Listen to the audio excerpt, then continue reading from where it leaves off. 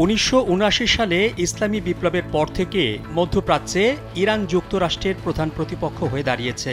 দুদেশের এই বৈরিতা সাম্প্রতিক বছরগুলোতে সরাসরি সামরিক সংঘাতে রূপ নিয়েছে। প্রেসিডেন্ট ডোনাল্ড ট্রাম্পের নির্দেশে শনিবার ইরানের পারমাণবিক স্থাপনায় হামলা চালিয়েছে যুক্তরাষ্ট্র। আয়াতুল্লাহ খামেনির 1979 সালের নেতৃত্বে ইসলামী বিপ্লবের মাধ্যমে পশ্চিম ঘেঁষা শাহ মোহাম্মদ রেজা পাহলভিকে ক্ষমতা থেকে সরানো হয়। সেই থেকেই ইরান ও আমেরিকার সম্পর্কের টানাপোড়েন শুরু।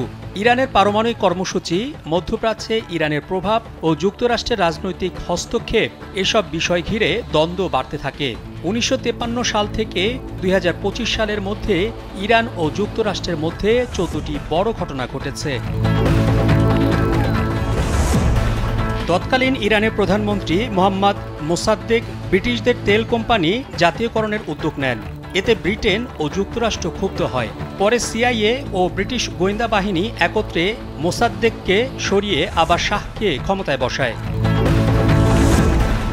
যুক্তরাষ্ট্র ইরানকে শান্তিপূর্ণ উদ্দেশ্যে পারমাণবিক প্রযুক্তি দিতে রাজি হয়। এই সহযোগিতাই ভবিষ্যতে পারমাণবিক বিতর্কের তৈরি করে। শাহের শাসনের বিরুদ্ধে দেশের মানুষ বিদ্রোহ করে। আয়াতুল্লাহ খামেনি দেশে ফিরে এসে ইসলামী প্রজাতন্ত্র প্রতিষ্ঠা করেন। এতে প্রকৃতপক্ষে যুক্তরাষ্ট্র পরাজিত হয়। শাহকে যুক্তরাষ্ট্রে চিকিৎসার সুযোগ দেওয়ার পর ইরানের ছাত্ররা তেহরানে মার্কিন দূতাবাসে হামলা চালিয়ে 52 জনকে জিম্মি করে। এরপর যুক্তরাষ্ট্র সম্পর্ক ছিন্ন করে এবং নিষেধাজ্ঞা দেয়। সাদ্দাম হোসেনের নেতৃত্বে ইরাক ইরানে হামলা চালায়। যুক্তরাষ্ট্র ইরাকের পক্ষে অবস্থান নেয়। যুদ্ধ 8 বছর ধরে চলে। যুক্তরাষ্ট্র ইরানকে সন্ত্রাসবাদে সহযোগিতাকারী রাষ্ট্র হিসেবে ঘোষণা করে। এর পেছনে ছিল লেবাননে মার্কিন সেনাদের উপর হামলা, যার দায় ইরান সমর্থিত হিজবুল্লাহর ওপর পড়ে। মার্কিন নৌবাহিনী ইরানের একটি যাত্রীবাহী বিমান ভুলবশত গুলি করে নামায়। এতে 290 জন নিহত হয়। যুক্তরাষ্ট্র দুঃখ প্রকাশ করলেও ক্ষমা চায়নি। মার্কিন প্রেসিডেন্ট বিল ক্লিন্টন ইরানের ওপর নতুন নিষেধাজ্ঞা দেয়।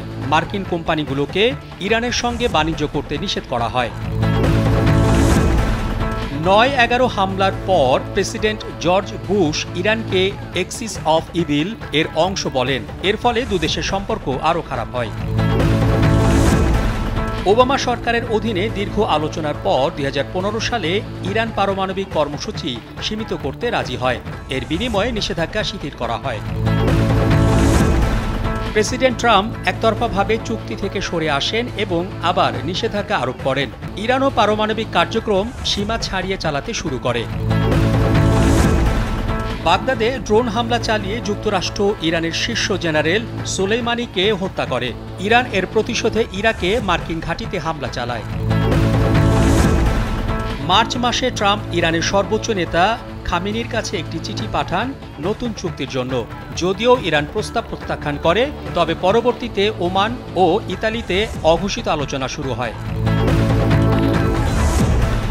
ইসরায়েলের হামলার 7 দিন পর যুক্তরাষ্ট্র ইরানের 3টি গুরুত্বপূর্ণ পারমাণবিক স্থাপনায় বোমা হামলা চালায়। যুক্তরাষ্ট্রের দাবি, এ হামলার আত্মরক্ষা ও ইসরায়েলকে সহায়তার অংশ।